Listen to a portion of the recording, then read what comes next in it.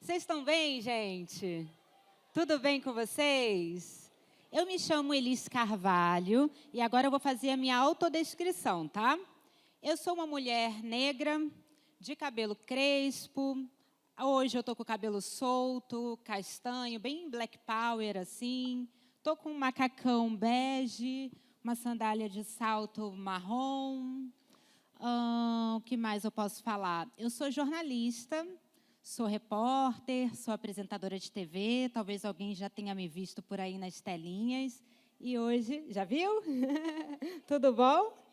Isso aí, isso mesmo. E hoje eu estou aqui com vocês, apresentando aqui a 8ª edição dos Encontros com Arte Contemporânea, uma realização do Museu Vale, que dessa vez acontece dentro da programação nacional da 19ª Primavera dos Museus, evento promovido pelo Instituto Brasileiro de Museus, o IBRAM, que este ano está ancorado pelo tema Museus e Mudanças Climáticas. É o tema do momento, né, gente?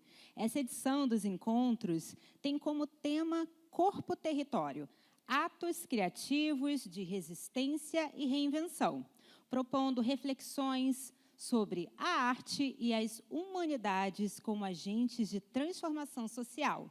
E, para isso, convidamos vocês a pensar em práticas que impulsionam respostas às urgências do nosso tempo, junto com artistas, pensadores e pesquisadores de diferentes áreas, que estarão aqui hoje e amanhã também, durante esses 2 dias aqui, juntinho com a gente. E antes de chamar aqui as primeiras pessoas convidadas, eu gostaria de chamar ao palco, por favor, a diretora do Museu Vale, Cláudia Afonso, para abrir oficialmente a 8ª edição do Encontros com a Arte Contemporânea. Bem-vinda, Cláudia. Alô? Obrigada, Elis. Gente, quanta gente, que maravilhoso. Obrigada.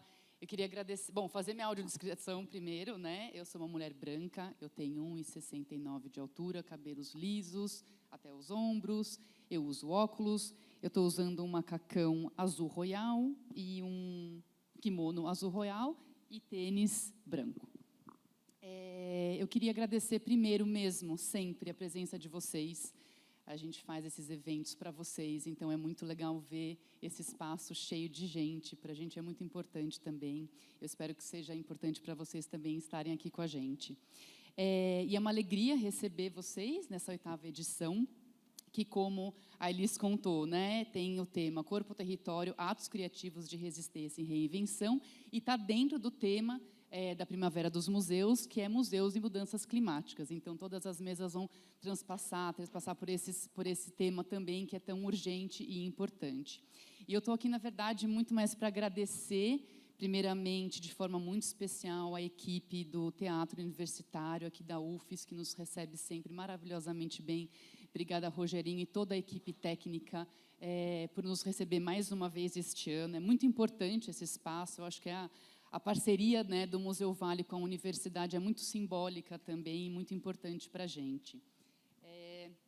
Eu queria agradecer também todas as pessoas convidadas para encontrarem, enfim, um espacinho nas agendas, que todas elas têm uma agenda bastante apertada, então queria agradecer também as mediadoras maravilhosas. Este ano a gente mudou um pouco o formato, trazendo uma mediadora por mesa também, que tem a ver com as pessoas e com as pesquisas que vão ser apresentadas também. E sempre agradecer a equipe incrível do Museu Vale, que é isso, né? Todos os dias trabalhando juntas, a equipe inacreditável que a gente tem no museu. Muito obrigada. E também a todo mundo que fez, né, acontecer este encontro.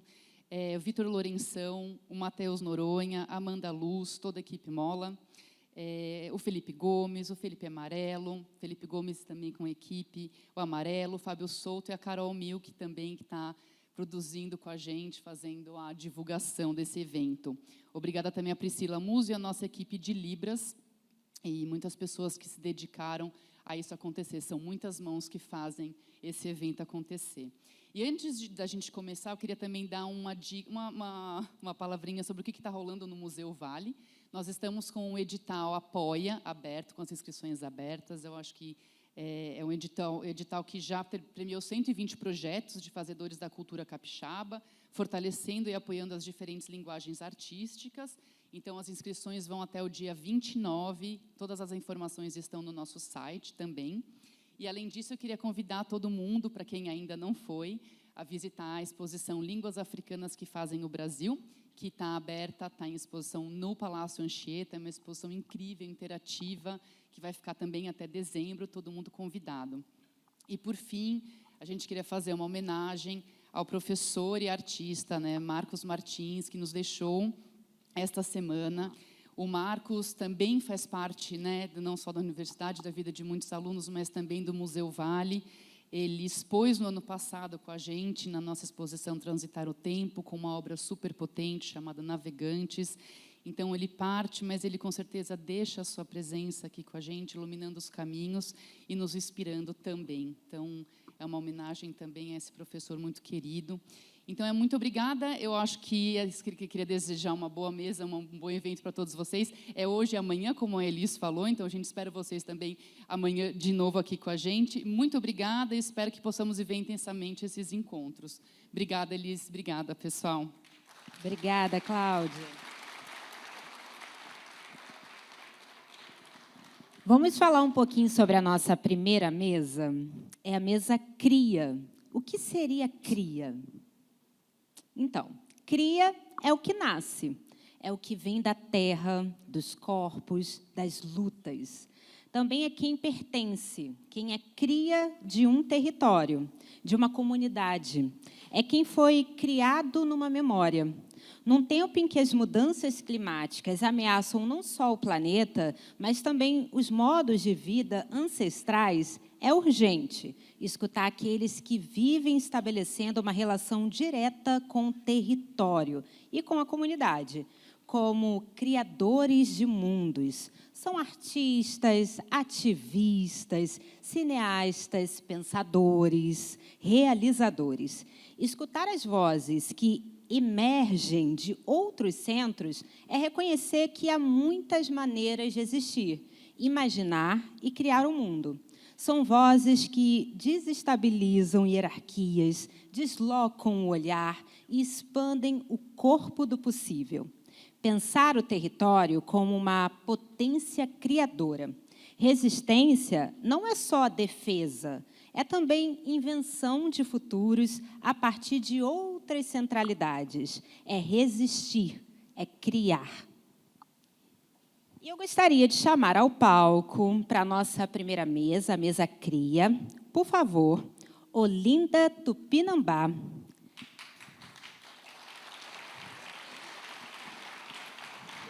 Obrigada, bem-vinda, Olinda. Por favor, também, Kamikia Kisede.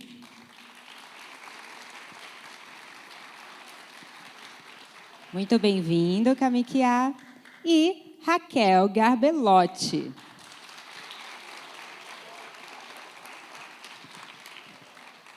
Bem-vinda, Raquel. Gente, eu vou fazer uma breve apresentação de cada um para vocês entenderem quem são esses feras aqui na frente de vocês, tá? Olinda Tupinambá é multiartista formada em comunicação social. Ela atua como produtora cultural, performer e realizadora audiovisual. A sua pesquisa se destaca pelo uso do corpo como um corpo político, capaz de se transformar para revelar outros mundos possíveis, dar visibilidade às questões ambientais e tensionar as relações entre humanidade e natureza, tema recorrente em suas obras. Agora eu vou apresentar um pouquinho de Kamikia Kisede. Formado pelo Vídeo nas Aldeias, ele é cineasta e fotógrafo. Seu trabalho apoia as lutas dos povos originários e fortalece identidades e territórios. Acompanha o movimento indígena, manifestações políticas e temas ligados às mudanças climáticas, tornando-se referência para cineastas em formação e liderança para o seu povo. Já circulou em diversas regiões do mundo e hoje integra a equipe de comunicação da Articulação dos Povos Indígenas do Brasil, a PIB, como fotógrafo e cineasta. E agora eu vou falar um pouquinho da Raquel, que é quem vai mediar aqui a nossa mesa. Ela é artista visual, pesquisadora e professora do Departamento de Artes Visuais da UFES.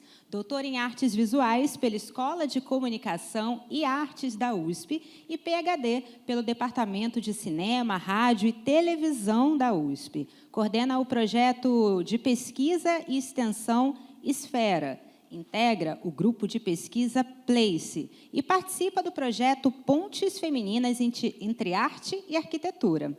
É membro do corpo docente e do colegiado do ProLIND, Educação Intercultural Indígena. A sua produção artística e de pesquisa articulam arte site específica, cinema de exposição, escultura e instalação, ou seja, muita coisa, com ênfase em ecologia, paisagem, esfera comunitária e práticas de campo desenvolvidas juntos às comunidades. Mulher, você é fera demais, hein?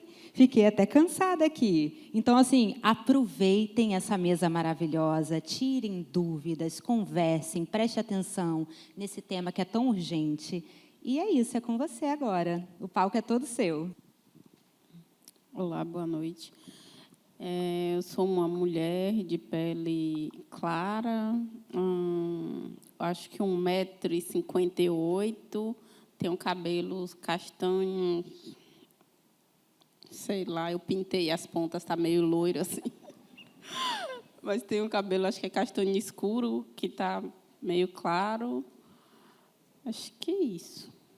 Estou com uma calça jeans preta e uma camiseta, sei lá, meio um amarelinho claro, assim. Bom, boa tarde, né? Sou cor indígena, camiseta preta com escrito demarcação, de bermuda e cabelos pretos, né? E com pulseira aqui no pulso. Então, boa tarde. Eu sou uma mulher branca, de olhos claros. Estou usando um casaquinho amarelo, uma calça marrom, uma blusa preta, tênis preto e um colar Wailapt e uma pulseira dos nossos Guarani aqui. Bom, primeiro agradecer aqui a Cláudia, né, em nome da Vale, esse encontro, né, com essas pessoas tão importantes, né, dentro dessa discussão toda de audiovisual, arte, ecologia e esferas políticas, né, das questões ativistas e ecológicas. Então, eu vou passar. A mesa vai ser o seguinte: vai primeiro, acredito que seja a Olinda, né, que vai apresentar primeiro vai ser mostrado aqui o filme dela, um trecho de um filme, e a partir daí ela vai tecer uns comentários. Depois, em seguida, isso vai acontecer também com o Kamikiá, ele vai apresentar um trecho de um filme. Em seguida, ele também vai tecer uns comentários e, por fim, eu vou falar com eles aqui, fazer umas perguntas, e, em seguida, abriria as perguntas para o público. Então, uma grande honra estar com vocês dois aqui, e é isso. Podemos começar os trabalhos.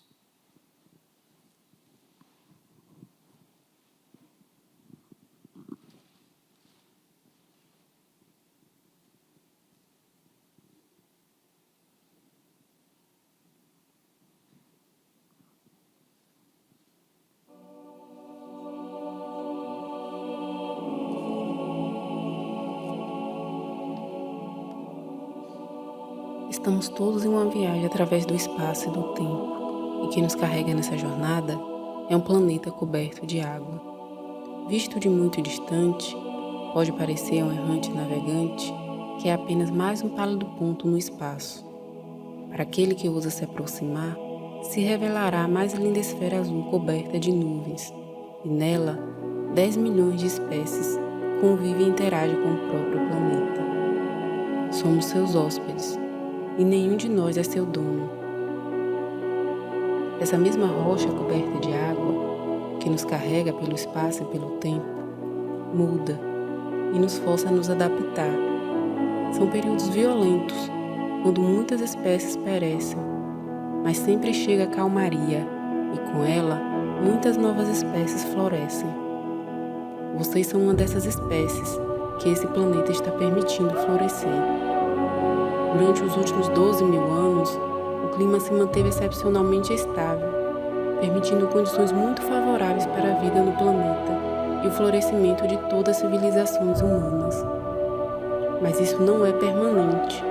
As condições que mantêm essa calmaria dependem dos humores deste planeta e da boa relação entre os seres vivos, seus hóspedes.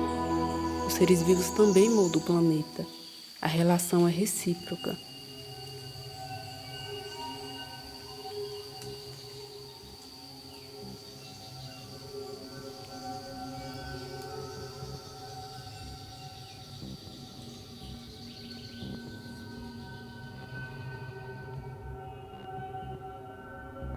Existe um equilíbrio entre todos nós.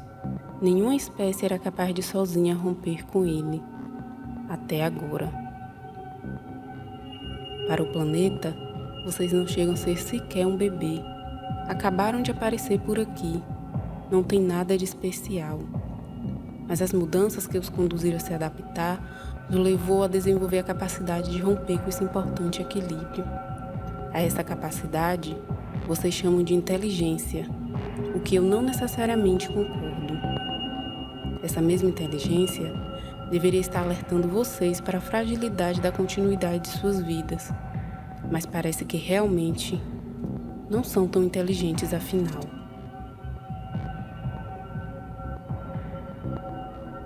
A arrogância que usam como filtro para enxergar o mundo à sua volta chega a levar a maioria de vocês a acreditarem que estão certos em tudo, a jamais questionarem seus atos. Isto não demonstra inteligência alguma. Para a maioria de vocês, até eu sou apenas um folclore, uma criatura inventada por povos que vocês veem como primitivos e atrasados.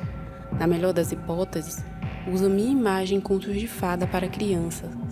E isto porque nem suas próprias crianças vocês são capazes de respeitar e as tratam como seres incompletos e incapazes de entender o mundo, precisando ser tuteladas por sua civilização até se tornarem os adultos insensíveis e arrogantes que vocês são.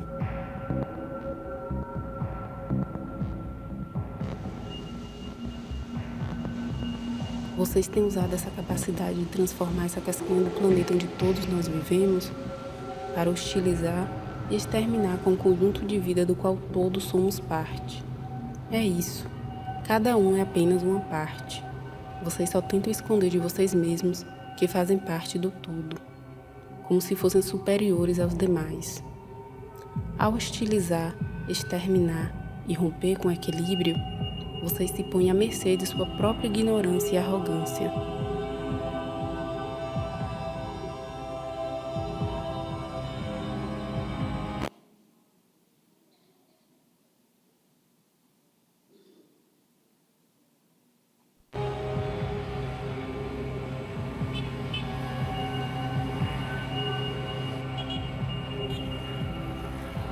O planeta vai tornar a se transformar, e eu não sei se vocês estão preparados para sobreviver a essa transformação. Na verdade, eu acredito que vocês não sobreviverão, irão sucumbir nessa próxima extinção em massa. Mas o que está ocorrendo agora? Caiu um novo asteroide ou um cometa? Explodiu um supervulcão? Não, vocês estão desenterrando o carbono que o planeta levou centenas de milhões de anos para prender em suas entranhas. Estão queimando esse carbono e o devolvendo para a atmosfera em menos de um século.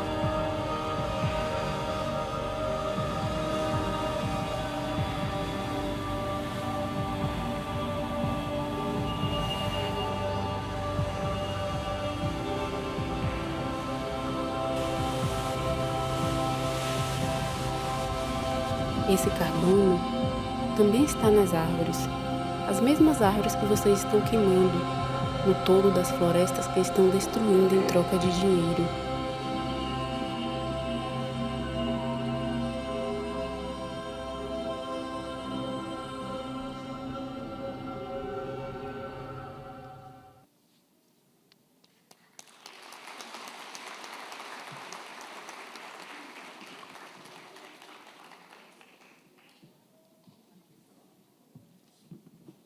Então, Olinda, belo filme.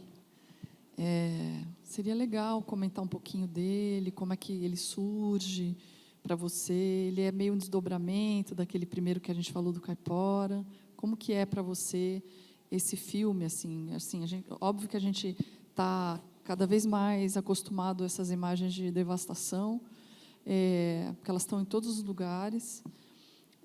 Mas, assim, falar pelo teu olhar, pelo teu prisma um pouquinho. Esse filme, na verdade, ele é um segundo filme que foi feito depois de um primeiro filme que se chama Caipora, O Chamado das Matas. E esse primeiro filme é um filme que surge a partir de um trabalho que eu estava fazendo lá na comunidade, que o nome do projeto é Caipora. E o projeto é um projeto de reflorestamento.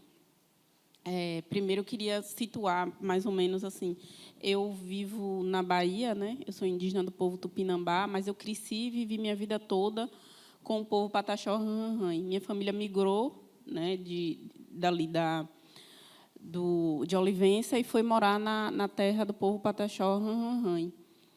E a terra do povo Pataxó Ranranhã é uma terra que passar por esse conflito, né, de terra entre os indígenas e fazendeiros. Esse território foi um território que foi decretado como uma reserva indígena em 1926. Durante a ditadura militar, o governo do Estado deu títulos de terra a fazendeiros, como se aquela terra fosse uma terra devoluta, assim, né? E aí, durante um tempo, os fazendeiros expulsaram os indígenas, e aí começou essa luta para os indígenas retornarem para esse território. Em 2012, os indígenas na verdade, em 82, os indígenas se organizam e retomam uma primeira parte do território, em 82.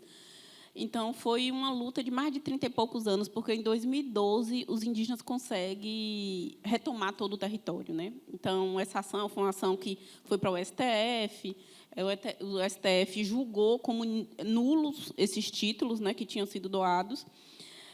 E esse filme surge desse processo, na verdade, de falar desse território, né? Porque, a partir disso, quando a gente, de fato, tem a totalidade do território, a gente, na verdade, encontra um território morto, né, que eu digo assim, porque a gente vive em uma zona de Mata Atlântica, né, que é o nosso bioma, e a gente estava conquistado uma terra, mas que, ao mesmo tempo, não tinha uma possibilidade de viver, sabe, dignamente naquele território. E aí, quando eu termino a faculdade de comunicação, eu retorno para o território, né? Passei uns 5 anos em Salvador. Quando eu retorno, eu converso com as lideranças, dizendo que eu queria fazer um projeto, que era esse projeto Caipora, que era um projeto de reflorestamento. E aí eu começo a reflorestar esse território não todo, né? Era uma parte, né? Essa coisa do reflorestamento é uma coisa que é muito difícil, na verdade, né? Você precisa trabalhar, realmente. Você tem que estar ali dentro, porque é isso. E aí, quando eu começo a trabalhar com isso, com o reflorestamento, nesse processo, eu faço um filme, que é o Caipora Chamado das Matas, e aí, dentro disso, eu acabo personificando, né, tipo assim, essa entidade, que é a Caipora, que, na cosmologia de meu povo, ela é a responsável por manter o equilíbrio entre os seres humanos e os outros seres vivos, né? Meio que ela que é responsável ali por manter esse equilíbrio. E aí surge esse filme, e aí depois dele, e eu lembro que eu acho que quando eu fiz Caipora, eu achava que as pessoas não indígenas tinham um pouco de dificuldade de entender meio assim, né? Porque não é um filme muito linear, não é um filme fala da cosmologia, da visão dos povos indígenas, né? Que é um outro modo também de ver o mundo.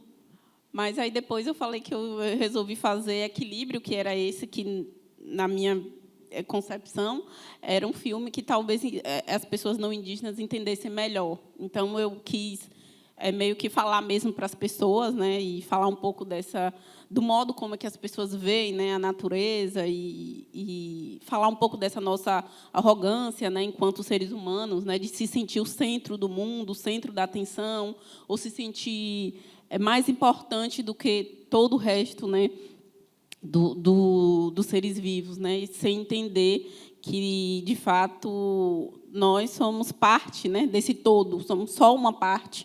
E que, na verdade, nosso processo, enquanto humanidade, depende de muito mais do que só nós. Então, o filme era para falar um pouco disso. E em Caapora, a entidade ela transita, ela aparece, e ela transita entre esse mundo espiritual e o mundo, esse mundo que a gente vive, né? E aí é como se eu estivesse falando também que, a partir do momento que ela começou a aparecer naquele lugar, foi porque o lugar estava sendo reconstruído, né? A natureza estava voltando, né? Que, de fato, era uma coisa que a gente acredita e que a gente sentia. Assim, o projeto, assim, desde seu início, quando a gente começou a plantar, que não tinha nada, e 8 anos depois a gente começar a ver as coisas aparecerem, sabe? Os pássaros voltarem, começar a ver outros animais a voltar, assim, a andar naquele território, e de repente não era mais eu que estava fazendo, mas que de repente o que estava acontecendo ali, outros animais ali também estavam ajudando aquele lugar. Então, foram, acho que 3 anos bem difíceis assim, de trabalho. Mas, depois, quando começava a vir a chuva, e depois dos 3 anos, você vê que você não estava sozinha ali, sabe? E que, de fato, a gente só é parte, sabe? Só é uma parte disso. Mas que a gente precisa de um todo, e que todo mundo ali estava fazendo a sua parte em um determinado momento. Assim. Eu acho que isso foi uma das coisas que...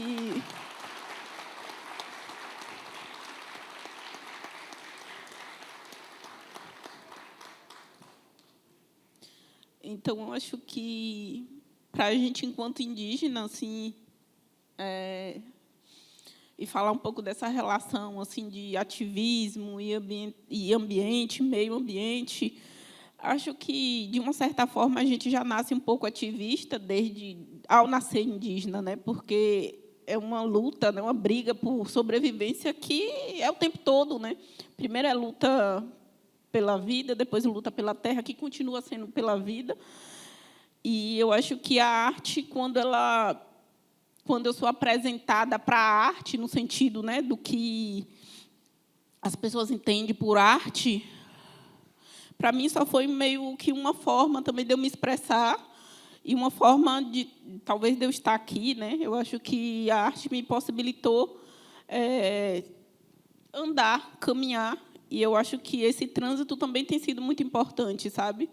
É importante estar aqui, é importante estar em outros lugares também, para compreender também como é que as pessoas pensam, compreender como é que o meu trabalho também pode chegar de uma outra forma, porque eu acho que, assim como os professores, a gente tenta, mesmo sendo artista, a gente tenta, com nossa arte, abrir um diálogo, né?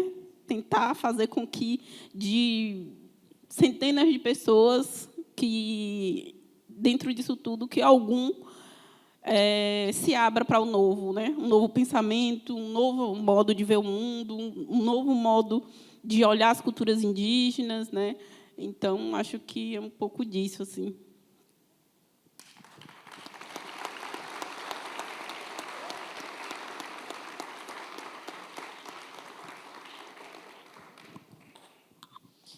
Olinda, te agradeço muito essa fala. Mais do que uma fala, é um testemunho, né? Um testemunho de alguém que viveu e viverá toda essa questão que a gente tem que aprender com vocês. E quando eu falei, né, da gente estar acostumado com as imagens, é engraçado, porque nós brancos, a gente está acostumado desde um fora. A gente olha pelo Instagram, a gente vê no máximo uma queimada quando está andando de carro, porque as cidades, elas apagam esse lugar, né, de onde você está falando, que é um lugar que vai proteger todo o planeta, inclusive protege essa nossa ilusão de bolha, né? Então, acho que assim, fiquei muito emocionada com a tua fala, é uma fala que fala desde dentro, porque não existe um fora, na verdade.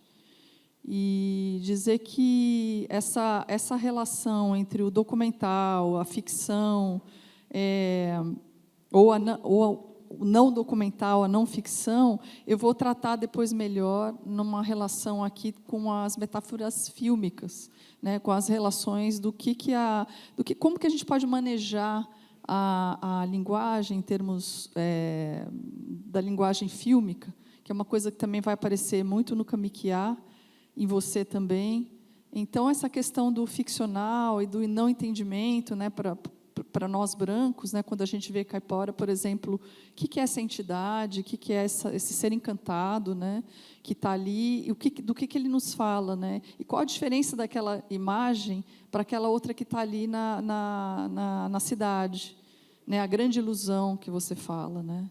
Então, a gente vai falar um pouco em torno desses sistemas, né, de entendimento da imagem, que também tem tudo a ver com o que vocês trabalham, porque a cosmogonia de vocês não está na relação com o espaço, mas também está na relação com as imagens, que são hoje o vetor mais importante de fala de vocês. E é por isso que também a arte acolhe, né, de uma certa maneira, acolhe toda essa forma de deslocar. Acho que o Kamikiá vai poder falar bem também disso, desse deslocamento, né, do monitoramento que vocês fazem também, da floresta, para levar para uma relação de nós que somos cegos, né? Você fala da prepotência também. Então, acho que a gente pensar juntos aqui como é que as imagens elas vão produzir uma ecologia, como é que existe uma ecologia das imagens. Eu vou falar muito mais disso em seguida, mas te agradeço imensamente essa primeira apresentação, porque ela nos coloca diante de um pouco à beira de um dentro, tá? Obrigada. E aí a gente vai passar para ver agora um teaser, né, do Kamikiá, e em seguida a fala dele.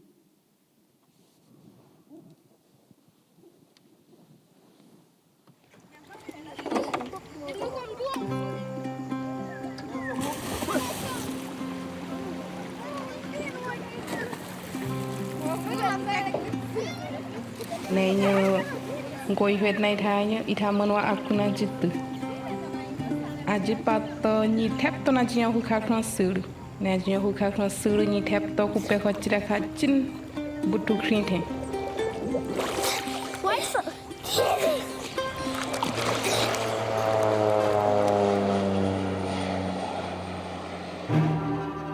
Pakholera jikhato, algum nena jikhato.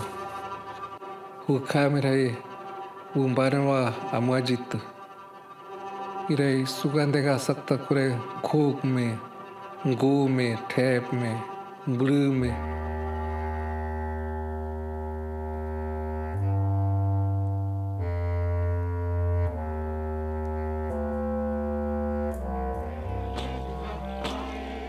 Jiket kot nena yuhilen tama kalono bayuide. Tên mờn nena jipato kato urak. Newa không mình rin tờ thọ tira menyu không huy lên tờ mun. Tham bự thơm curu về gì mà kinh kết nè, newa alaki masum bak kume. Newa thong không anh mai tum bay ne. Anh thong man kui wapa.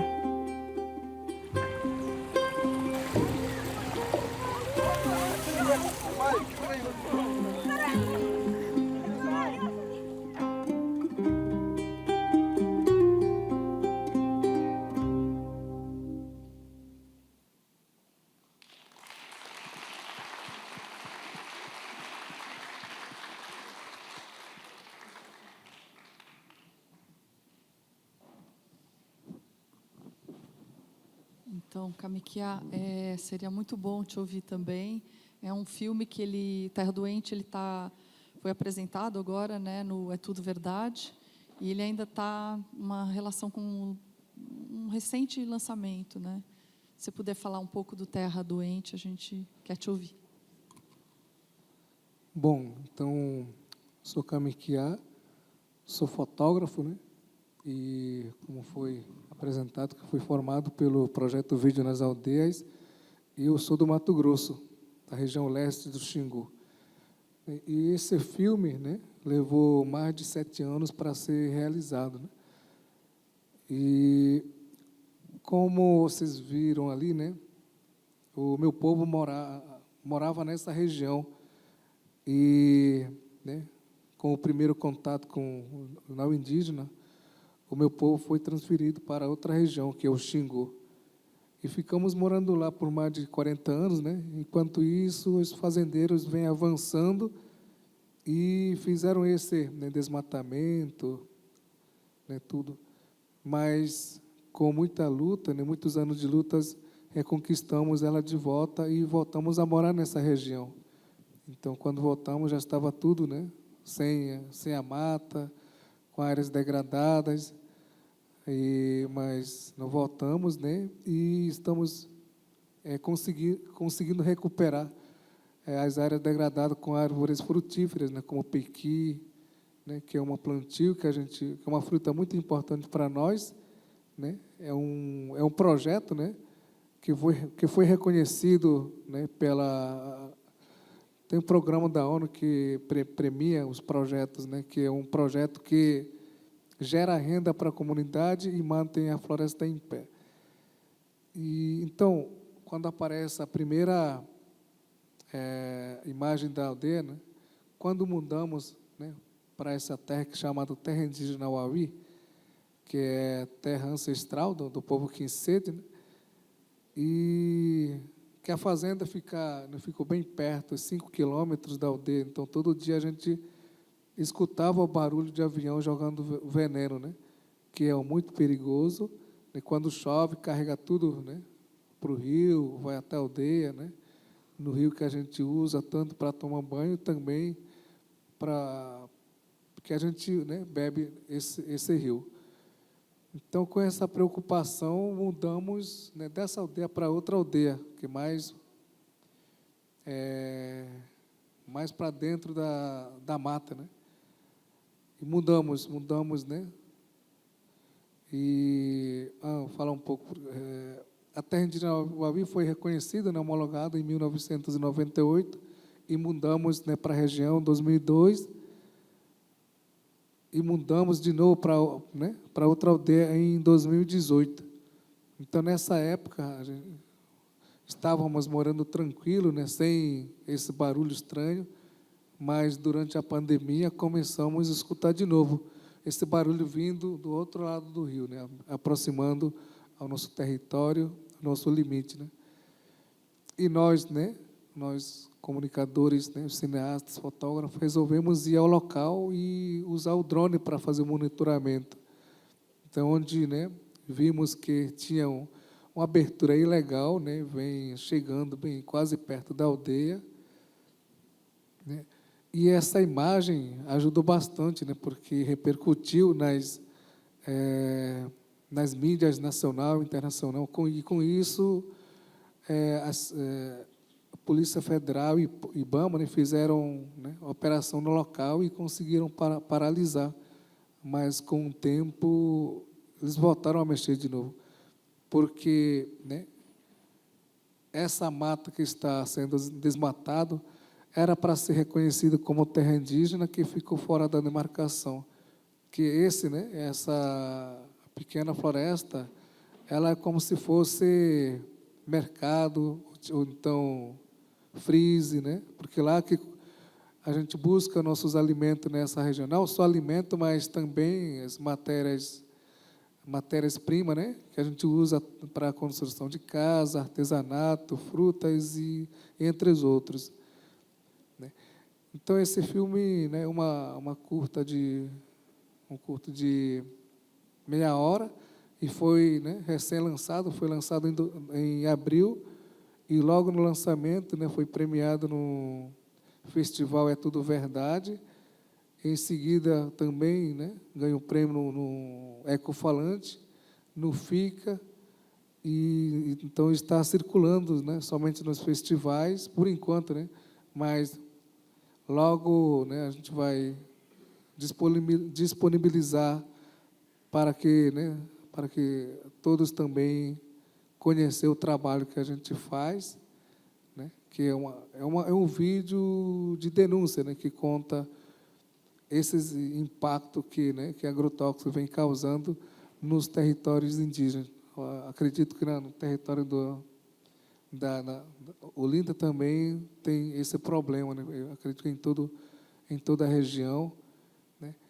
E então, como no começo eu falei, né, meu trabalho é isso, né? Eu sou fotógrafo do movimento indígena e então há mais de 13 anos venho fotografando o movimento indígena. Então eu viajo muito, né, por conta desse trabalho, e às vezes meus amigos brincam comigo que eu não tenho mais casa na aldeia, que a minha casa é ônibus e avião.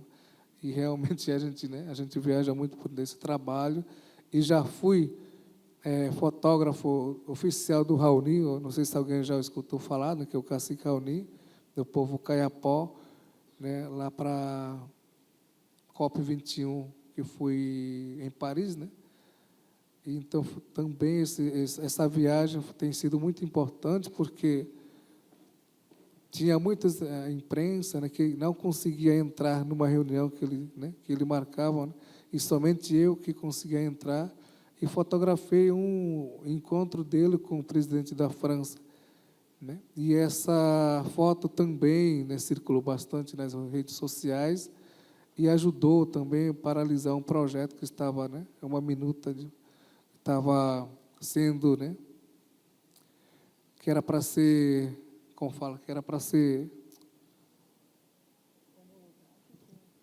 uma minuta que libera a exploração de minério nas terras indígenas.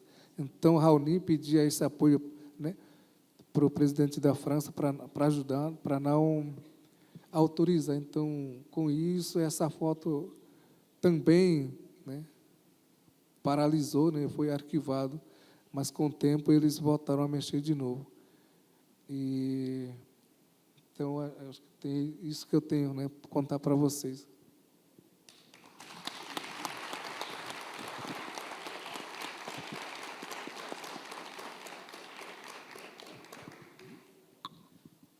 Obrigada, viu, Kamikia? É um depoimento também muito importante, muito interessante. Acredito que a gente vai conseguir, aqui ao longo do tempo, também pensar tecer juntos aqui essas metáforas da imagem, essas metáforas do audiovisual que trazem para uma relação, para um novo léxico, até eu acho, que tem que ser criado a partir de vocês, porque é um novo cinema, quer dizer, isso vem, obviamente, desde o vídeo nas aldeias, mas são novas nomenclaturas para a gente pensar cada vez mais o que vocês estão trazendo como audiovisual. E vale muito a pena ver o trabalho deles dois, acho que buscar os links, porque são trabalhos que eles trazem muito das questões que a gente tem, que são mais importantes agora, assim, mais urgentes, né? E com uma relação muito poética também, né? São trabalhos muito políticos, mas muito poéticos também. E mesmo a questão documental, ela tem uma relação, como eu falei um pouco da Olinda, do Kamikia também tem essa relação de um olhar desde dentro, né? Então, acho que agora a gente poderia começar com as questões, né? E, em seguida, assim, cada um de vocês, vou fazer na verdade, eu preparei 3 perguntas para cada um, a partir de coisas que eu achei. Poderia ter preparado muito mais, mas é que tem essa questão do tempo exíguo também da fala. Mas eu preparei mais ou menos 3 perguntas aí para cada um, e aí vocês respondem como vocês quiserem, como vocês acharem, os pontos que vocês acharem mais importantes Durante as perguntas também eu vou fazendo pontuações, raciocínios meus, pensamentos meus, que depois se deslocam para perguntas. Então, às vezes, pode parecer um pouco longo, mas é um raciocínio que ele vai se estendendo e depois culmina no comentário ou na pergunta. Então, eu vou começar colocando óculos. Depois, vou começar aqui com a Olinda. Então, eu vou ler porque eu acho que fica mais tranquilo para mim, para eu rememorar, porque são muitas ordens, são muitas coisas, muitas imagens e muitas coisas para eu ter em mente agora, né? Mas eu vou te perguntar, então, Olinda, seus filmes e performances nos dizem muito sobre a questão ecológica e sobre as lutas dos povos indígenas pelos territórios, a demarcação das terras e a oposição ao marco temporal. No filme que você nos apresentou, temos uma boa baliza do que é estar entre o mundo dos humanos e dos mais que humanos, que pertencem também à flora, à fauna, às matas. Uma personagem que você incorpora no filme, no outro filme, esse é o Desdobramento, seria a Cabocla Jurema, né? Em outro momento do filme, você aparece em uma roda de conversa, falando sobre as lutas, e ali a personagem é Olinda. Então, eu vou modificar um pouco, porque a Olinda mudou, preferiu falar hoje do desdobramento desse primeiro filme. E eu vou perguntar um pouco depois para ela melhor isso. Quando eu falo que tem Olinda e tem o personagem, eles são, na verdade, não é ficção e documentário. É uma relação que está para além, né? A película ela é muito mais amalgamada de outras camadas, né? E elas não são duras, elas não têm essa clivagem moderna que a gente tem de racional e irracional, mundo mágico, mundo vivido. Então, a personagem que aparece ali, que é Caipora, né? Ela não está nem um pouco distante do que está acontecendo na cidade. Então, não existe uma relação, digamos, ficcional a princípio, né? Então, um pouco o que eu estava comentando do outro filme, que se desdobra nesse.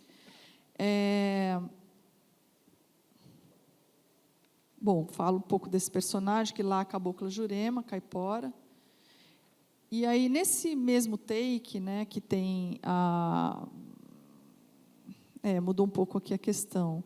Mas, assim, se você puder falar um pouco dessa metodologia do cultivo em colaboração com a floresta e das entidades, né, como é o caso da Cabocla Jurema e o Encantado, né, que você apresenta também no outro filme. Então, essa relação entre mundos, né, que a gente vê, que seja da floresta, que seja do caipora ali, e depois o que está acontecendo com relação ao desmatamento e à queimada. Então, esses dois momentos que aparecem numa relação fílmica, que a princípio poderia ser ficção-documentário, ou autoficção.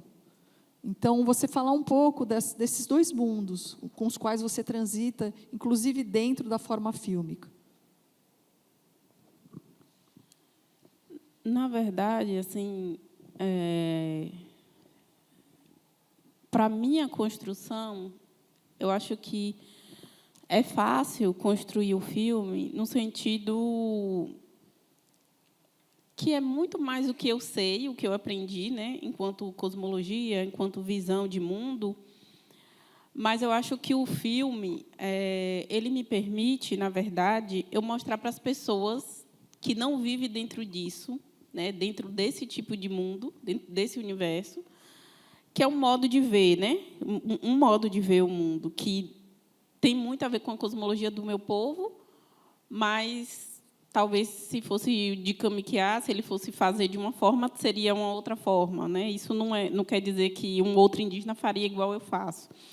Mas eu acho que essa coisa de se transformar, né, em um outro corpo, né? Por isso que eu falo que os meus filmes, como eles são filmes que têm muita performance, é uma tentativa de mostrar para o outro como é que seria esse mundo. E aí, quando você fala da Cabocla Jurema, eu fiz aquela música da Cabocla Jurema porque eu queria, dentro do filme, na verdade, apresentar essa entidade da Cabocla Jurema, e que, na verdade, a Cabocla Jurema que eu estava querendo representar não era uma personificação de uma pessoa, era uma personificação de uma planta, né? Então, os povos indígenas, principalmente os tupinambás, eles perderam a receita durante o processo de colonização da bebida completa, que seria uma bebida que teria os mesmos princípios ativos que o uso da ayahuasca, por exemplo. Seria uma bebida alucinógena, né? E aí, quando eu fui fazer o filme, aí eu pensei nessa coisa de falar, né? Eu queria falar sobre isso, né? Que também tem a ver com esse processo de colonização, né? Tem a ver com perda de parte de elementos de nossa cultura, mas, ao mesmo tempo, os indígenas do Nordeste usam muito a bebida, faz a bebida com a planta, né? E, ao mesmo tempo, ainda não é uma planta, e, ao mesmo tempo, não é a planta completa, né? Não é a bebida completa, ela é como se fosse uma bebida que ficou perdida ali, no sentido de que ela não tinha segunda planta, ela precisava de duas plantas, né? Aqui vem a força e aqui vinha a luz. E a gente perdeu justamente no processo de colonização a planta que dava a luz. E aí, quando eu, enquanto Olinda, eu pego na planta, é como se eu estivesse recebendo uma mensagem da própria, né, da Cabocla Jurema, né, que estava ali, ela aparece ali dançando e falando sobre esses processos, sabe? Então, eu acho que às vezes eu acho que eu também viajo em algumas coisas, mas viajo no sentido assim de que para às vezes eu acho que as pessoas não indígenas vão ter dificuldade de entender algumas coisas dos meus filmes, porque eu acho que uma parte muito grande do meu filme também é um filme que não é muito explicativo, né, assim, no sentido de fala, ele é mais tem mais signos e significados, né, muito mais visual. Então, ali, se eu quero falar sobre, por exemplo, em Caapora, eu estou falando sobre um encantado que, de repente, cai um jenipapo ali no chão, dentro da mata, e ela procura essa árvore que ela não encontra. Então, talvez, se for não indígena que não tem essa aproximação com essa planta e não sabe exatamente que planta é essa, talvez não entenda tão bem. E eu acho que isso foi uma coisa que, quando eu estava fazendo Caapora, me deixou meio apreensiva, assim, que eu ficava o tempo todo querendo como é que as pessoas vão entender o que eu quero dizer. E aí, só que também, quando chegou no final, assim, eu falei, eu vou fazer do jeito que eu acho que tem que ser, e se quiser entender, entenda, se não quiser também. Mas eu acho que também teve um pouco disso, sabe? De eu encontrar também um modo próprio de fazer filme, assim, sabe? Do jeito que... E o mais interessante é que os indígenas entendem muito bem, assim. E, para mim, isso já foi uma conquista muito grande, assim, porque eu comecei a fazer filme pensando na comunidade. Eu comecei a fazer filme muito mais porque eu queria também reativar uma memória coletiva, sabe, sobre algumas coisas. E Caapora também tinha muito isso. Estava falando sobre as questões de território, da expulsão, da volta pela terra, né, e de como que essa entidade também estava, de uma certa forma, estava sendo agredida, mas também de como é que os próprios indígenas, a partir do processo de colonização, a partir do processo de estar muito muito próximo, né, das cidades, de como é que eles também começavam a ver essa entidade, assim.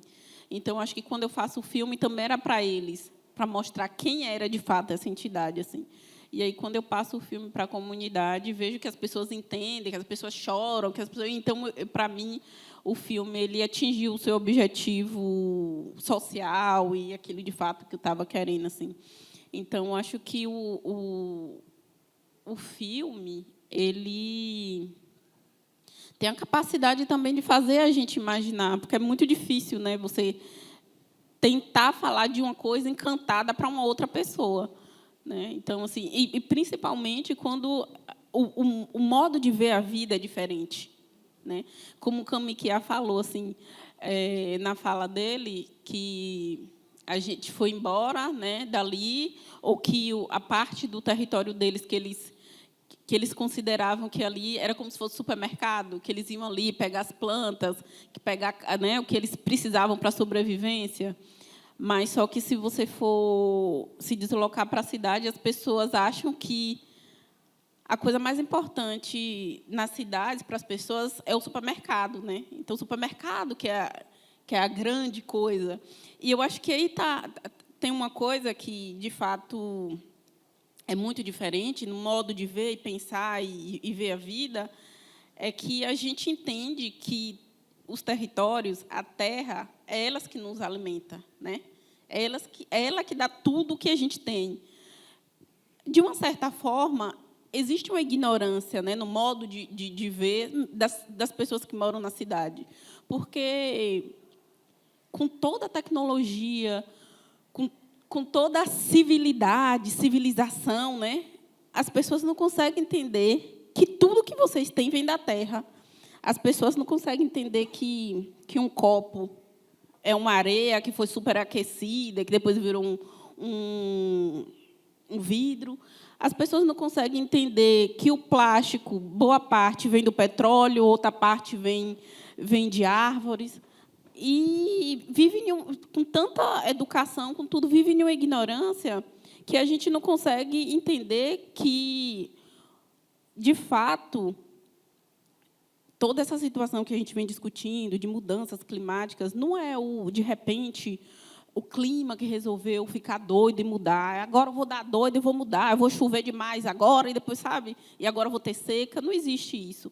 O que existe foi que nosso modo de vida, nosso modo de consumir, né, o que existe no planeta, é que está causando essas mudanças.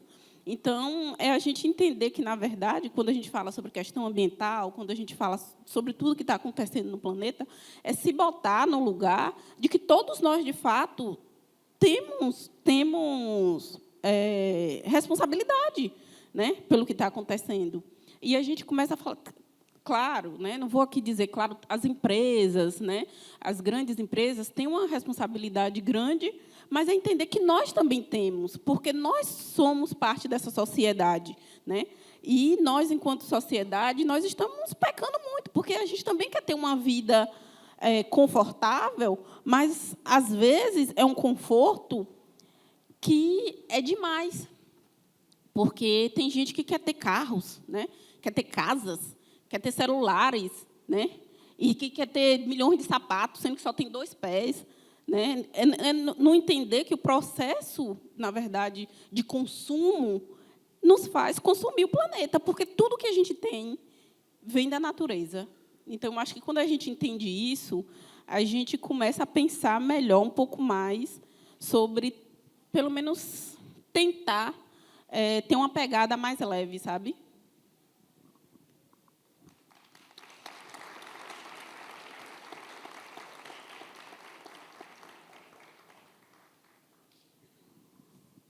Obrigada, Olinda. Olha, eu entendo perfeitamente essa questão da cisão dos mundos, né? E, por exemplo, a Cabocla Jurema e Caipora parecer fábula, né? Só que não é, né? Tem uma cena do outro filme também que o Caipora, né? Ele vai comer os insetos e aquilo é real, você come mesmo.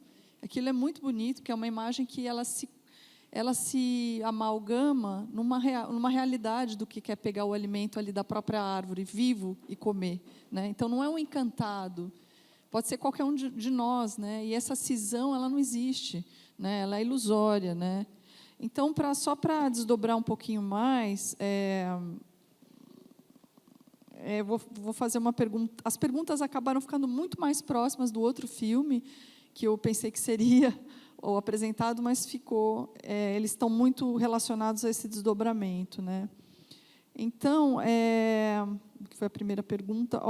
A questão fílmica para você me parece ser problematizada por essas instâncias que apontei, em termos de cosmogonia indígena. Aí a minha pergunta, que é capciosa, assim, mas você responde como você quiser. Não existe ficção? Tudo é verdade? Tudo é real, mais real do que a ficção nos seus filmes? Para mim, tudo é real.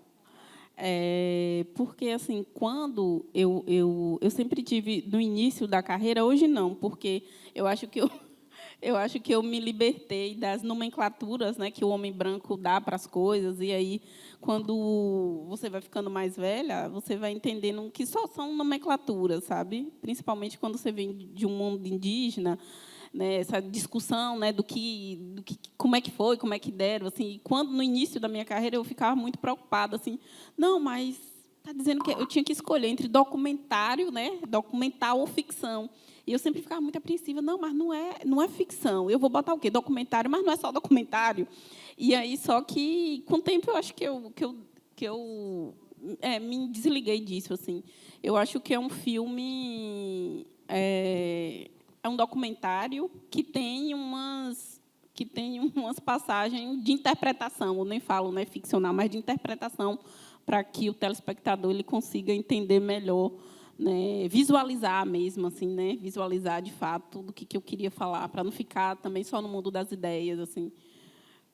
Eu acho muito interessante que daquilo que você comentou das plantas antes, que com a invasão do mundo branco, né, dos aldeamentos, faltou uma erva, né, falta uma erva, e ela só se materializa enquanto imagem.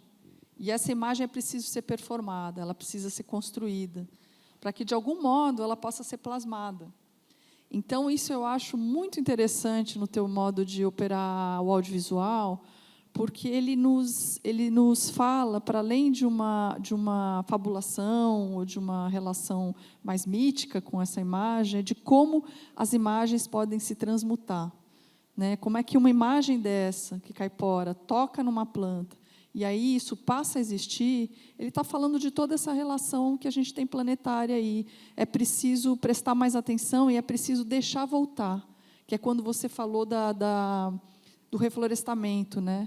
Para mim, ali você estava fazendo uma agrofloresta, um reflorestamento, você faz com as crianças no outro filme. Então, trazer de volta, ela precisa ter duas instâncias. Uma que é a ação direta, fazer, mas a outra é o acreditar e é o tocar nas plantas mesmo, porque aquilo é uma forma de produção da imagem, produção de uma crença. Porque a imagem é isso, né? Ela tem uma questão daquilo que está para além, né, do que a gente vê. Então, tocar na planta, filmar o tocar na planta e plasmar uma ideia que é essa, é fazer ela existir. Então, não existe fabulação, né? Um pouco nesse sentido, acho. Esse filme, para mim, assim, foi um dos filmes...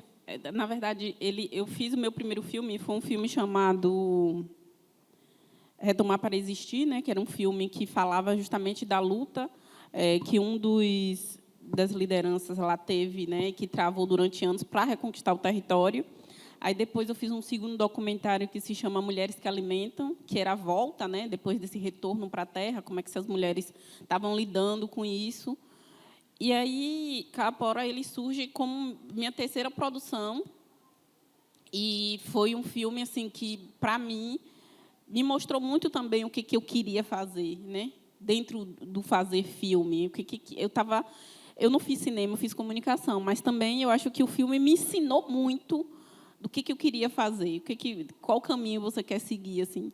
E eu sempre fui uma pessoa que, não sei, lá na Bahia o povo chama de gaiata, né? Pessoas que gostam de fazer gaiatice, brincar, e imitar, né? Não era que é tipo, a Olinda sabe dançar. Eu gostava de imitar as pessoas dançar, né? Então, quando eu fui fazer Caipora, era receber toda uma imagem de construção de que foi me passada a vida inteira, de comportamento, de como é que ela era, como é que ela surgia, né, o que ela comia, qual era a cor dela, como era o cabelo dela. Então, foi um filme que me mostrou muito do que me foi passado sobre essa entidade, né? Então, ela é construída a partir de uma visão coletiva, a partir de ensinamentos.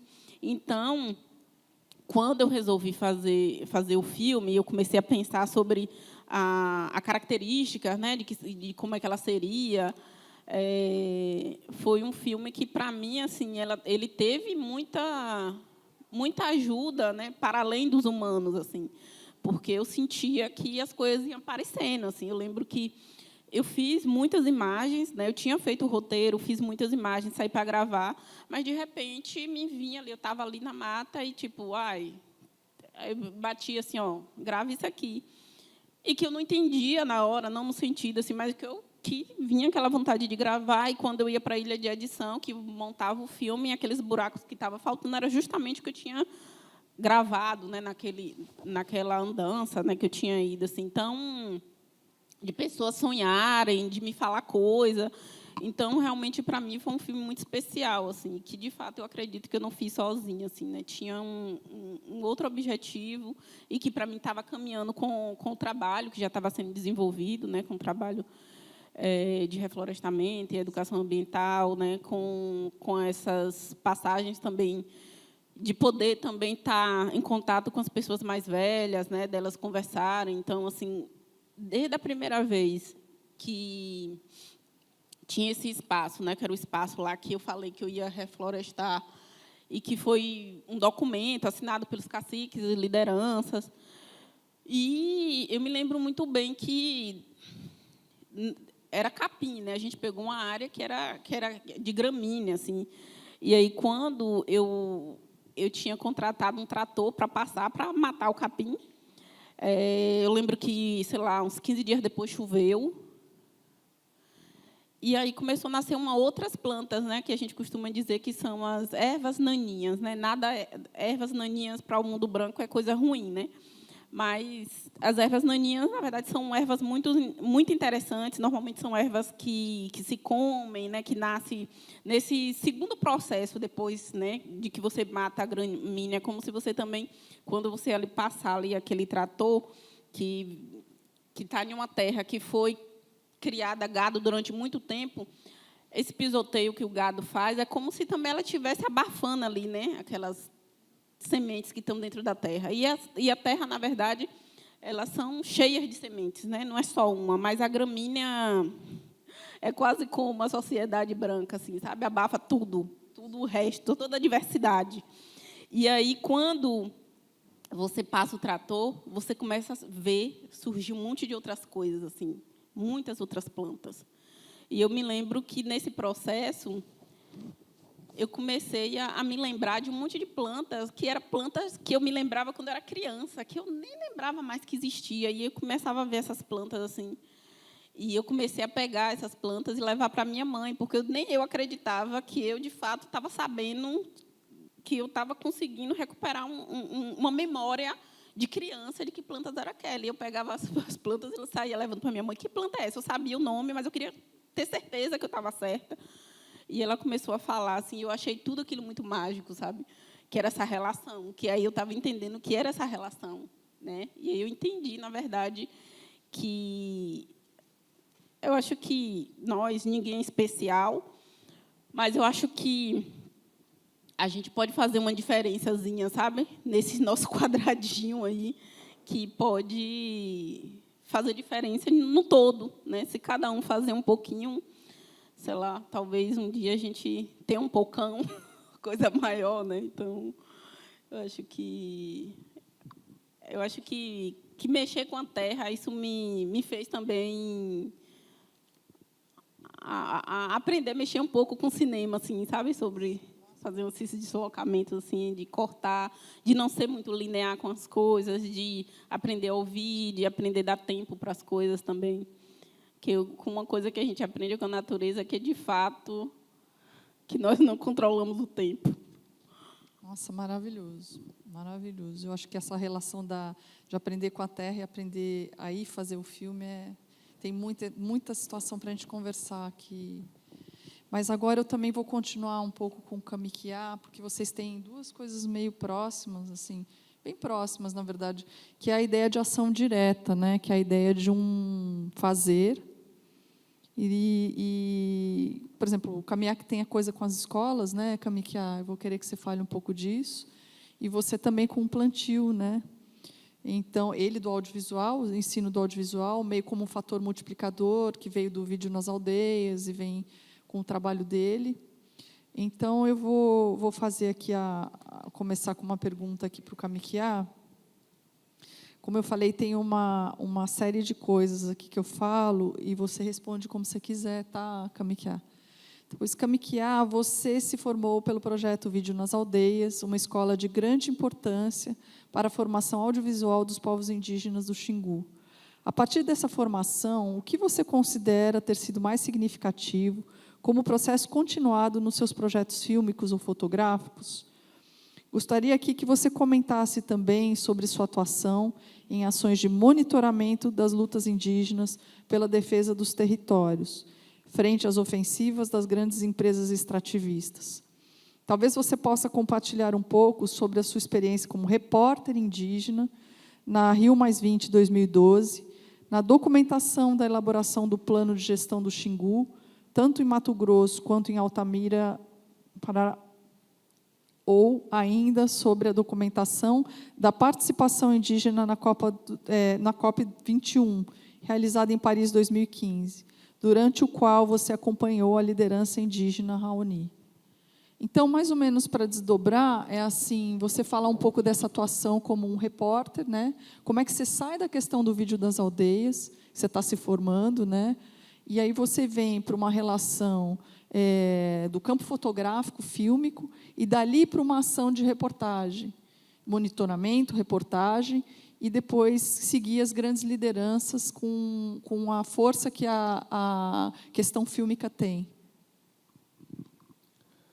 Bom, eu acho que, né, a minha paixão pela fotografia e cinema, acho que veio desde quando eu era criança, né? Porque a minha mãe fala, né, que quando eu era criança eu ia, né, acompanhava ela para a roça e eu brincava tem uma rama de mandioca que é igual ao tripé, então eu brincava com aquela rama, né, como se fosse um tripé né? E também usava lata de leite, então aquele barulho era uns cliques, né, para mim.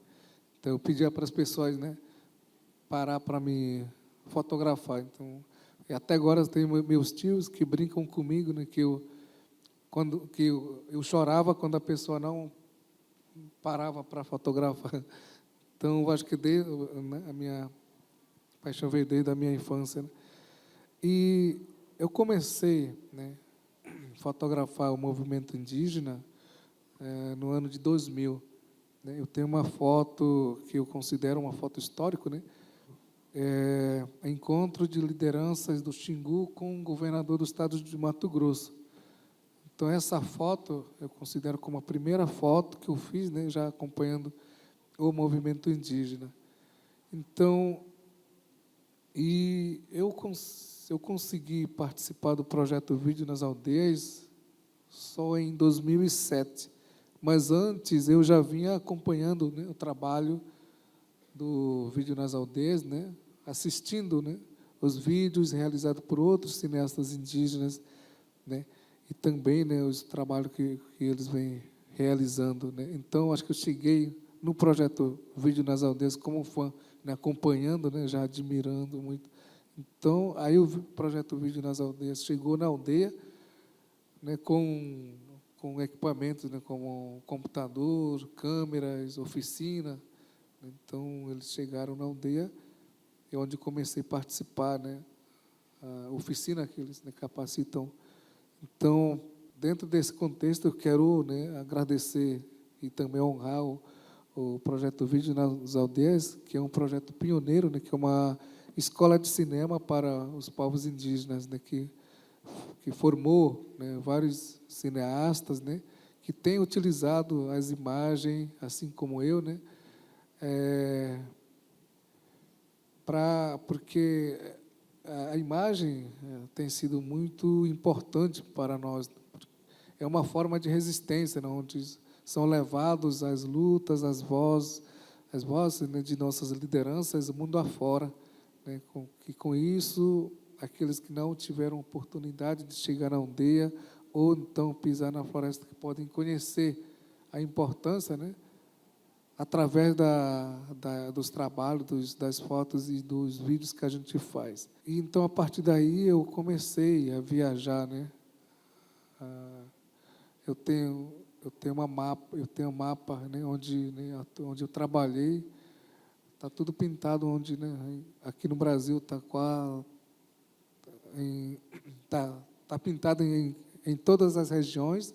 Acho que o único estado que não fui ainda é Amapá, né?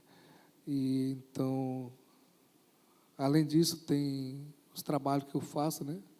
Fora, né? Acompanhando como Raoni na COP 21 em 2015, né? Que eu passei 3 semanas lá em Paris, né? Então eu comecei a participar, né? A fazer a cobertura da COP a partir da COP 21 em 2015, né?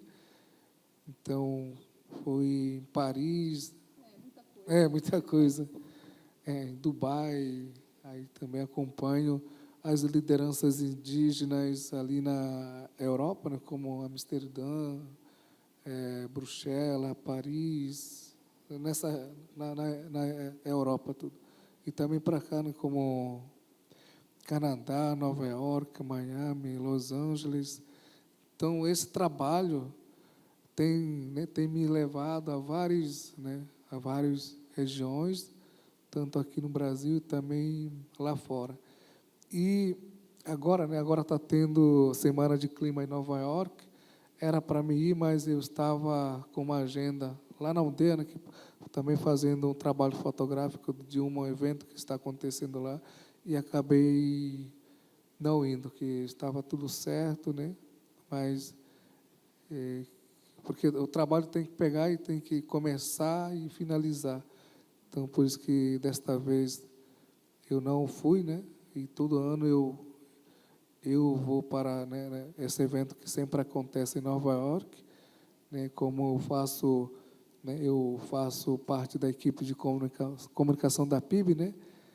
É um trabalho muito importante, né? Porque mesmo eu estando em qualquer, né, lugar, então em qualquer bioma brasileiro, eu consigo trabalhar, que é um trabalho de forma remota. Então, aqueles vídeos que circulam nas redes sociais da PIB, é a gente que faz, né? Porque a PIB tem comunicadores em várias regiões. E esqueci qualquer outra.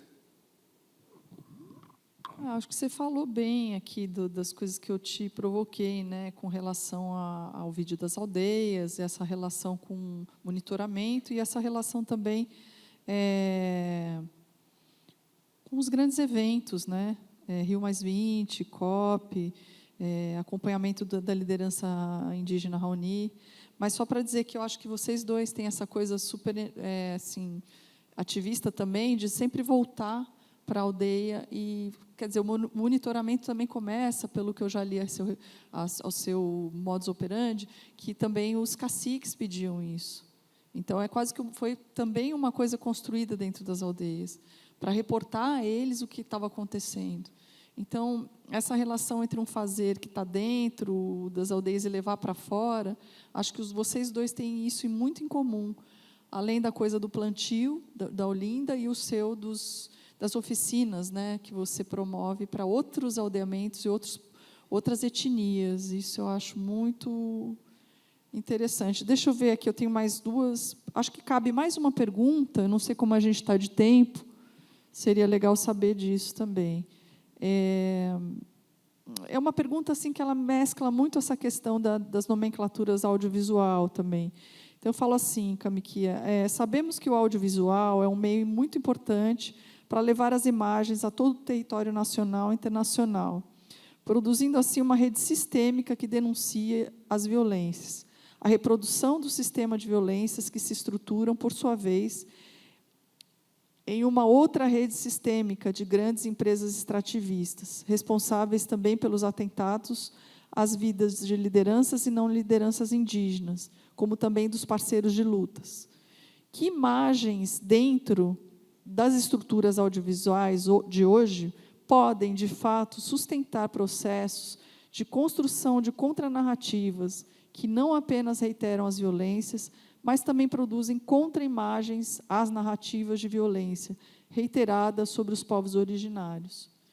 Se você tivesse assim uma imagem para pensar Assim, para mim, falando de mim, eu acho que aquela imagem do avião jogando os defensivos sobre a plantação de monocultura, para mim é uma grande imagem, assim.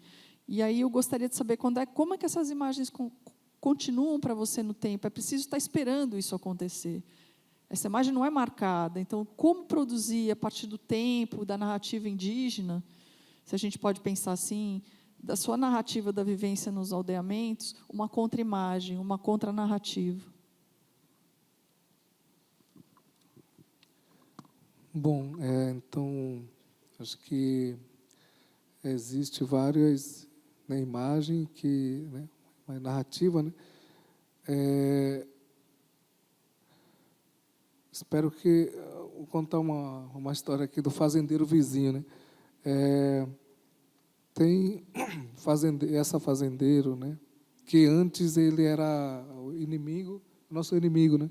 Porque ele perdeu na justiça, perdeu a terra e a gente tomou de volta o nosso território. Mas agora ele está vendo, né, a luta do cacique, né, que é importante, é importante proteger, né, o meio ambiente, a floresta, as matas ciliares, né? E ele reconheceu e ele começou a aproximar, né? E agora ele é nosso parceiro, né? Hoje em dia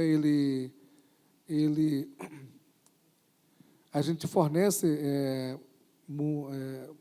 mudas, né, para ele, e ele pega essas mudas e distribui para as fazendas vizinhas, para que eles com isso podem recuperar, né, as áreas degradadas que foram feitas por eles, né?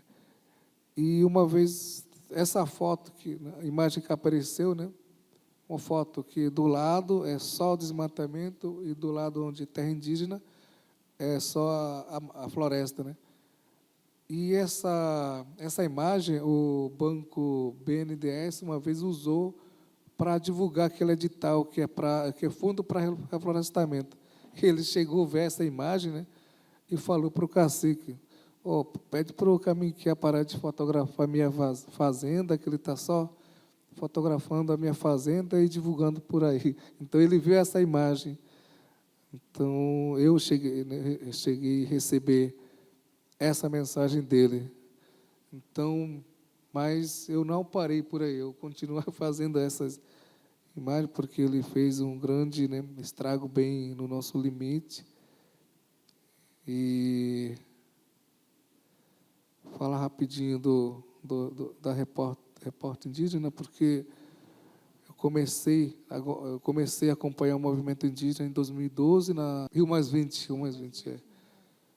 E então a gente, né, eu na época, eu acho que agora, na época eu fazia, né, foto, vídeo e durante, né, a marcha, nas manifestações, a gente faz o vídeo com as legendas, o vídeo produzido bem rápido, em menos de 10 minutos já está circulando nas redes sociais. Então, com isso, as pessoas, né, reconheceram o trabalho que eu venho fazendo, né? E uma vez, né, uma pessoa, não só uma pessoa, mas várias pessoas vêm falar comigo, falam que é melhor a gente acompanhar o movimento indígena através do Caminquiá do que da Rede Bobo. Então, o pessoal tem gostado muito do trabalho que eu venho fazendo, né? Então é isso. Acho que não sei se eu consegui responder. Não, conseguiu sim. Acho que essa questão de onde vêm as imagens, né, para onde elas vão e como é que as pessoas usam, né, também. Então, agora a gente está com pouco tempo, assim, acho que agora é o momento da gente abrir para questões, e daí vocês também ficarem à vontade para responder, para a gente poder debater em conjunto aqui. Alguém gostaria de fazer alguma pergunta aqui sobre Tem várias mãos levantadas, vamos lá. Quem começa aí? Não sei qual é a ordem, como é que está uma ordem aí?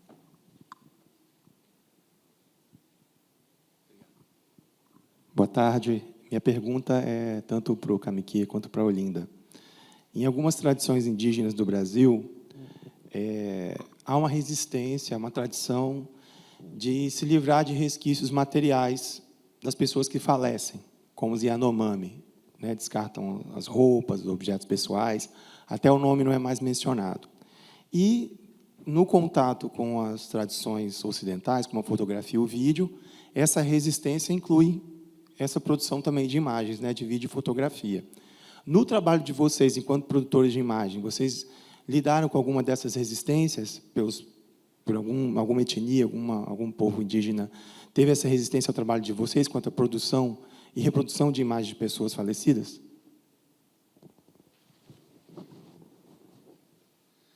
Bom, o meu povo tem isso também, né?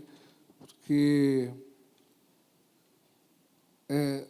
tem um tempo atrás o cacique ele não gostava de ser, né, de ser filmado, e eles pedem para a gente não colocar a imagem das pessoas no filme que faleceu recentemente, né? Nesse filme, né, aparece a imagem de uma pessoa que faleceu, não recentemente, mas foi em 2018, 2019. Porque às vezes, quando a gente apresenta no centro da aldeia, né, a família pode ver e chorar, né? Então, como se fosse ele estivesse voltando para a família. Então, mas com o tempo, né, a comunidade, os caciques, eles né, perceberam a importância, né, desse material, porque tem um antropólogo que trabalha com o meu povo desde do ano 70, né? Então, ao longo desse período, ele vem gravando todos, né, os cantos, rezas, né, entre os outros, e levou esse material, mas ele devolveu, né, todo esse material gravado por ele. Então, com isso, a comunidade eles começaram a voltar a cantar ou realizar aquela festa que já foram, né, que não pratica mais, que já foram esquecidos. Então, com isso, eles viram a importância, né, de poder produzir, né, as imagens, gravar os cantos e guardar para que pode servir para futuras gerações. Uma segunda pergunta. Eu só não vou responder porque na minha aldeia não tem esse processo, né? Que é um processo não, aí eu não falei Olinda, nada. quase que te cortei porque eu sabia disso, mas é isso. Boa tarde. Eu gostaria primeiramente de agradecer pela fala de vocês. E, em segundo lugar, eu só queria levantar uma red flag, né, uma bandeira vermelha aqui em relação ao termo defensivos agrícolas. Como a gente está diante de duas pessoas que trabalham com esse reflorestamento, com a visibilidade das terras indígenas, o nome não é defensivo agrícola, o nome é veneno. Esse é o nome correto.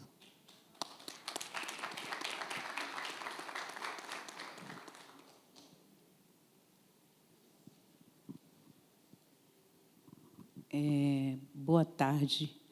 Eu ouvi, né, no diálogo, né, que o Kamiquiá participou, né, do movimento do Temex em Altamira. Kamiquiá é o trabalho, né, no Baixo Bacajá e no Alto Bacajá com o povo Xikrin. E aí tem essa imagem, tem uma imagem emblemática que me movimentou a estar no Xingu, que foi a imagem da Tuíra Caiapó com aquele facão. E eu imagino que, quando você viu aquela imagem, né, já que acompanhou, né, o Raoni, e também muito jovem, você devia ser muito jovem, bem mais jovem do que eu queria saber como que isso você que gosta de fotografia, de cinema, aquela imagem tão forte do facão, como que isso te atravessou?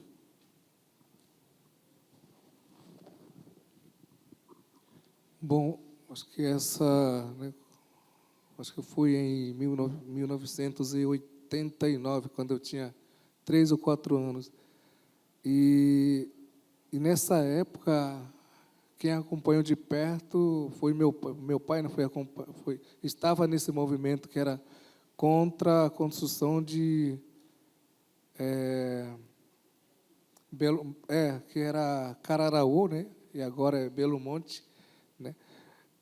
Mas quando eu vi essa imagem depois, mais tarde, né? E essa imagem, acho que me inspirou, né? Que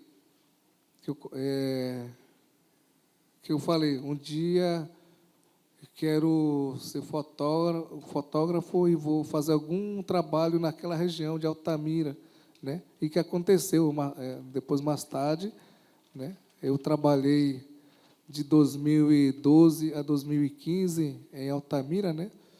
Naquela região, a Volta Grande do Xingu, subindo o rio Xingu e também o rio Iriri, né? Com os araras, né? E também eu com a minha imagem também denunciei o garimpo ilegal naquela região, na terra indígena Pitereba do povo Paracaná, que foi muito perigoso e foi muito difícil para mim, né? Porque o próprio meu pai, minha mãe e até a comunidade pediram para mim, né? Que eu viajo bastante, para me ter um cuidado, porque as pessoas assim estão sendo perseguidas, né?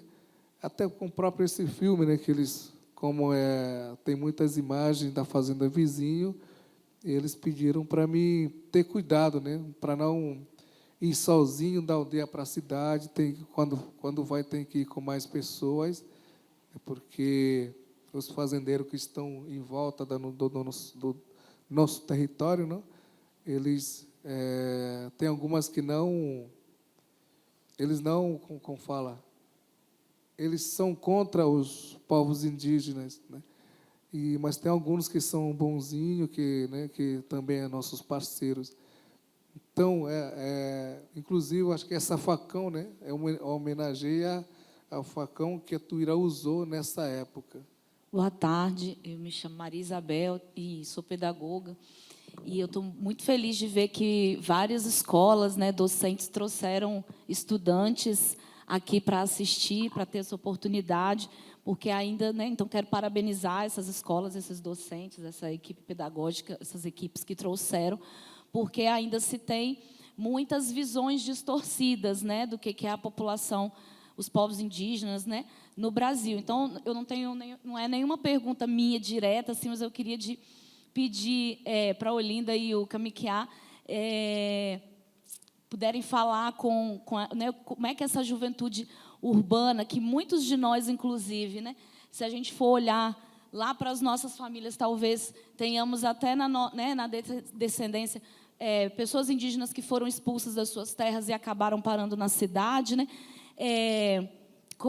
O que vocês, né, poderiam dizer, né, deixar aí de mensagem para essa juventude que está aqui escutando, né, que muitas vezes é ensinada, escuta às vezes assim, mas como assim? Então não é indígena, né, não está usando celular, né, e de repente vem aqui e vê, né, pessoas, os povos indígenas produzindo seu cinema, produzindo seu audiovisual, né, e como é que a gente, né, como que essa juventude pode contribuir para as lutas indígenas, para a demarcação desses territórios, para o reconhecimento da importância, né, conhecer as violações, né, o Brasil é terra indígena, né, tudo aqui era antes dos colonizadores chegarem, né, então é mais um pedido assim dessa fala direcionada para essa juventude que está aqui tendo a oportunidade de aprender diretamente com vocês que estão fazendo um trabalho, né, maravilhoso através da imagem e outras linguagens, né, de divulgação dessas pautas tão importantes. Obrigada. Eu vou tentar correr aqui, porque eu temo que as perguntas não tenhamos tempo para responder ela completamente. Mas, como eu falei, né, eu vim da Bahia e pensar um pouco também sobre esse processo de colonização, né? Então, lá em Porto Seguro foi quando os portugueses chegaram ao Brasil, invadiram, descobriram, seja lá como falam sobre isso. E a gente, enquanto indígenas, povos indígenas do Nordeste, a gente sofreu muito com esse processo de colonização, né? Então, talvez Olinda não falar seu idioma, ou não ter uma característica do que muitas pessoas gostariam de ver, ou que talvez me julguem, né, no sentido de falar, não sei se ela é indígena, não, pele muito clara, cabelo não é tão negro e nem liso como as pessoas esperam, mas entender que o processo de colonização ele foi um processo que, na verdade, aconteceu isso, perda da identidade, parte, né, da sua identidade, né? Mas desde que eu nasci dentro do território, nasci com minha mãe, com minha família, sabendo que era indígena e falando, oh, você é indígena do povo tupinambá, então tudo que eu vivi, que eu sei hoje, tem a ver de onde eu vim. E eu acho que qualquer outra pessoa, né, que está no Brasil, assim, né, como qualquer um de vocês, com certeza deve ter descendência indígena, né? Porque se vocês vão estudar lá atrás, quando os portugueses chegam no Brasil, a maior parte da população que chega são homens, né? Então, a gente, pela história, a gente sabe que as mulheres elas chegam bem depois. Então, quem são essas mulheres que vão, na verdade, fazer com que este país aqui, né, a gente tenha essa diversidade? É justamente as mulheres negras e as mulheres indígenas, né, com pessoas europeias, né, francês, portugueses, né? Então, pensar sobre a identidade indígena é pensar que vocês também têm essa identidade em algum lugar. Claro que muitos se perderam nessa conexão, porque quando a gente fala sobre o processo de colonização, a gente sabe que muitas pessoas foram expulsas dos territórios, algumas pessoas acabaram saindo, casamento forçado, e casamentos por amor também, né, porque a gente, né, existiu vários tipos, mas que, em algum lugar, essas pessoas, e vocês, né, têm essa descendência, mesmo apesar de que o próprio governo e o que foi ensinado e passado para vocês durante muito tempo era que era muito ruim ser pessoas indígenas ou pessoas negras, né? E eu acho que uma coisa que a gente precisa entender, né, para a gente também se entender, é que esse ano eu fui para Portugal, para França, para Itália, para não sei aonde, aí para Alemanha, fui para vários lugares. E eu tenho falado que, apesar de todos esses processos, eu acho que o povo brasileiro ainda é o melhor povo, que eu não escolheria ter nascido em outro lugar. Assim. Ainda mesmo todos os processos, eu escolheria ter nascido no Brasil. A gente só precisa melhorar enquanto pessoas, né? E isso porque, claro que, pensando em descendência, a gente também recebeu uma carga muito pesada de muita gente ruim que veio parar nesse país, infelizmente. E nós não somos... Nós somos humanos, né? Herdamos muita coisa ruim, assim, mas a gente é um país que é bonito, que é diverso, assim como nossas plantas, assim como nossas matas.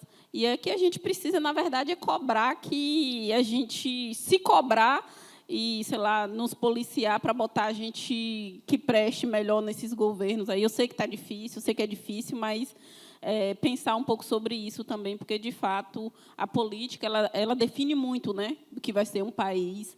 E a gente tem passado por muita coisa ruim, e eu acho que, se a gente começar a pensar um pouquinho mais e cobrar melhor, né, se estruturar para isso, a gente, talvez, em algum momento, a gente consiga ser uma sociedade melhor para, né, para o todo, assim. Obrigada, Olinda. É legal você falar dessa perspectiva das mulheres também. Eram perguntas que eu ia também querer desenvolver, mas é muito importante. E, assim, a gente está com 5 minutinhos, eu acho que não vai dar tempo para muita coisa. Talvez, pelo menos, fazer as perguntas, juntar grupos de perguntas, cada um fazer uma pergunta. Eu acho que tem quantas pessoas queriam fazer pergunta? Tá. 1, 2... Pelo menos, então, fazer as perguntas e a gente ver como que a gente faz o manejo disso, ou depois poder conversar sobre isso de uma outra forma, num outro contexto. Boa tarde. A minha pergunta ela é uma curiosidade. Assim, a gente está no 8º encontro com arte contemporânea, com a temática de corpo, território, atos criativos de resistência e reinvenção. E eu tenho pensado muito na reinvenção como um ato de resistência, né?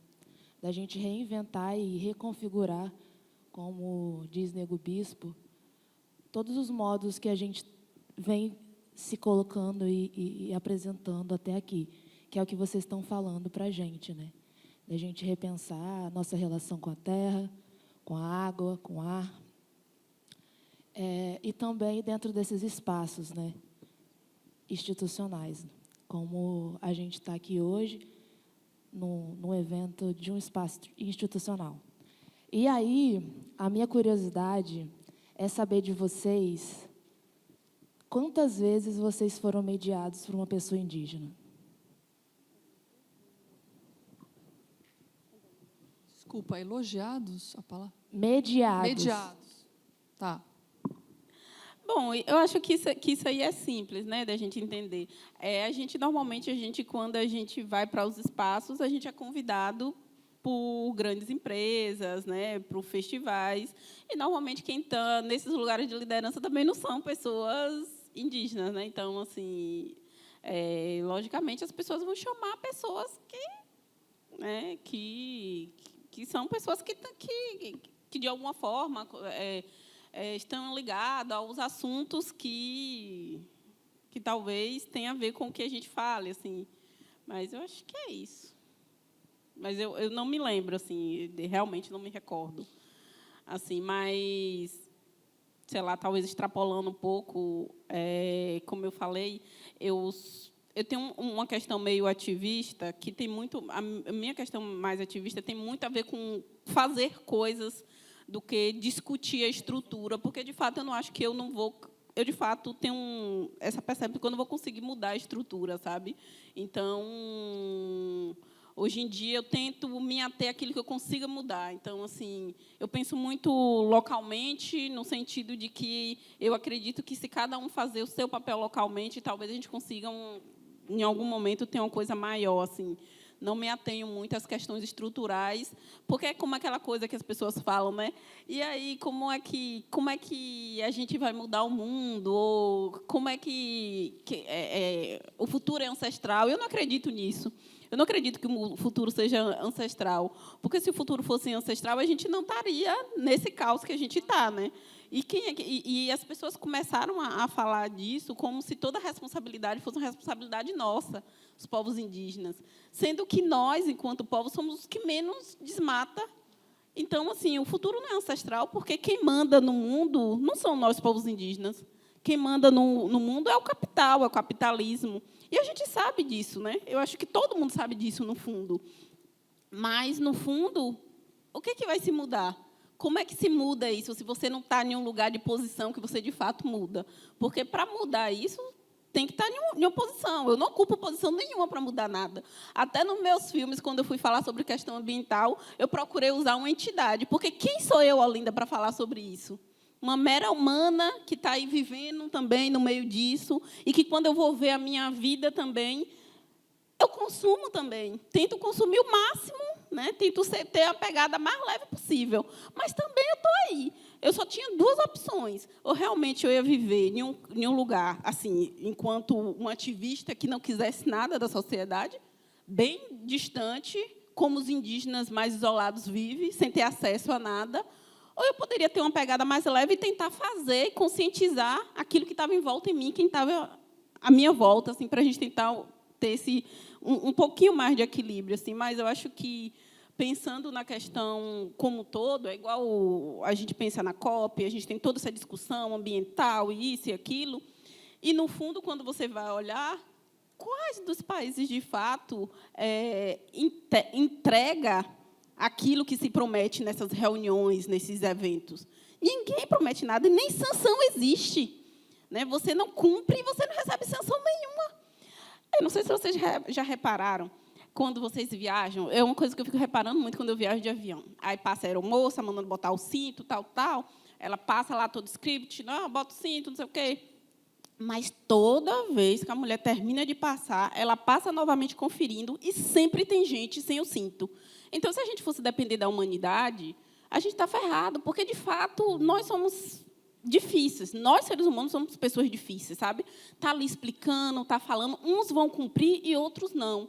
E, infelizmente, eu acho que até a gente mesmo, enquanto nesse lugar que a gente ocupa também de ativista, né, e de tudo, às vezes eu sinto que até nossas falas, elas são falas meio que falaciosas, sabe? Aquela coisa que, tipo, a gente fala e, às vezes, a gente não faz. Porque a gente está vivendo à beira do abismo, né? A gente está à beira do colapso e a gente está fingindo que nada acontece. A gente está vivendo esse processo. Quando teve a pandemia, a gente viu vários exemplos disso. A gente, não, agora a humanidade vai tomar jeito. De repente, quando melhorou um pouquinho a questão da pandemia, o que a gente mais via era a gente no shopping, o povo indo para o shopping. Quer dizer, eu realmente assim tento fazer a minha parte no que eu posso, mas, ao mesmo tempo, assim, eu não tenho muita esperança na humanidade, assim, não tenho. Mas vamos ver o que vai ser aí. Eu acho que cada um aí vai tentar ver o que pode fazer, mas, no fundo, a algum momento, a coisa ruim vai chegar. E eu acredito que já está por aí, mas... Obrigada, Olinda. Obrigada pelas perguntas.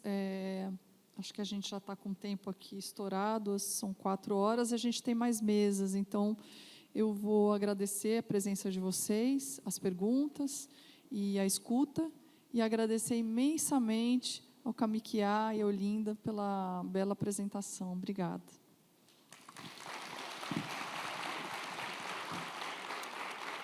Olá, gente. E aí, gostaram? Muita coisa para aprender, muita coisa legal, né? Excelente, isso aí. E ainda não acabou, tá? Agora a gente faz uma parada para um cafezinho especial ali fora, mas a gente retorna às 5 da tarde com Inaê Lopes, Renato Nogueira e Isabela Baltazar. Muito obrigada pela participação de vocês e a gente se vê às 5. Obrigada.